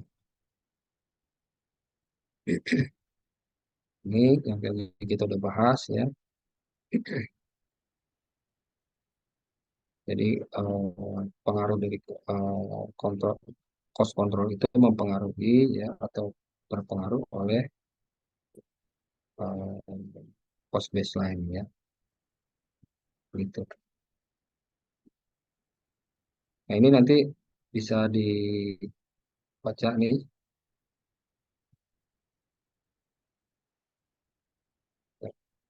Kita lanjut ke project performance review.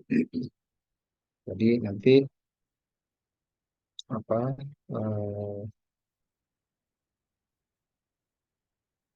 project itu harus di review mulai dari apa namanya analisa cost budgetnya ya, kemudian dari aktualnya, kemudian inflasinya ya, itu di review sendiri. Itu yang akan mempengaruhi cost budget. Begitu teman-teman, hari ini materi kita sampai di sini. Kira-kira ada yang mau didiskusikan? Silahkan, waktu masih ada. Izin bertanya, Pak. Monggo, silakan. Kalau untuk project manager sendiri itu harus memegang SKK apa aja ya, Pak? Dan jenjangnya itu kebanyakan mulai dari jenjang berapa ya? SKK apa aja? SKK kalau project manager kayaknya cuma satu, Bang. Untuk project manager dia eh, ini kan SKK itu ada keahlian gedung ya, ada macam-macam ya.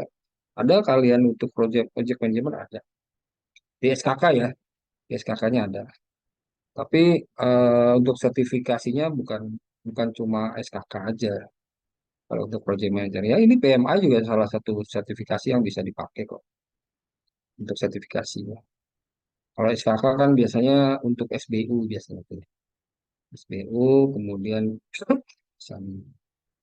biasanya level level 7 level 7 8 7 ke atas lah itu untuk project manager yang SKK.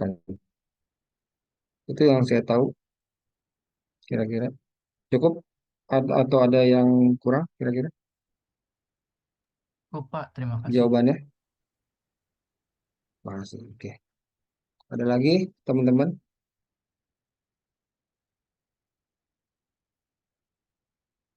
Nanti di ini ya ada linknya tuh kemarin saya apa kalau nggak salah tuh nanti saya share besok insya Allah. Eh, link untuk jadi saya besok insya Allah akan share laporan itu ya laporan progres ya kemudian sama link untuk PM Book ini ada linknya. Jadi teman-teman bisa baca tuh online komplit tuh di situ bukunya ada. Syukur-syukur nanti bisa mahir atau hafal dari buku atau mengerti ya dari buku situ, kemudian bisa ambil sertifikasinya PMI. Nah, kalau SKK tadi kan mungkin nasional levelnya ya. Kalau PMI ini internasional, internasional. Jadi bisa dipakai di luar negeri, bisa dipakai gitu.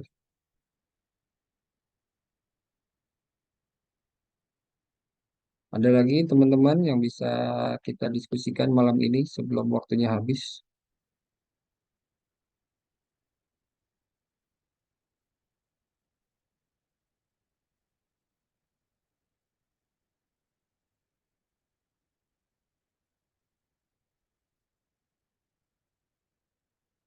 Malam ini Indonesia lawan Uzbekistan ya jam 9 ya teman-teman nanti ya. Bola ya. Oke, kalau nggak ada kita tutup ya, teman-teman ya. Eh, tim dari Nosia, saya rasa pertemuan kita hari ini sampai di sini. Saya tutup ya dengan ucap Alhamdulillahirobbilalamin. Terima kasih teman-teman. Assalamualaikum warahmatullahi wabarakatuh. Waalaikumsalam warahmatullahi wabarakatuh. Terima kasih banyak, Pak, atas pemaparan materinya. Ya, sama-sama. Terima kasih. Terima kasih.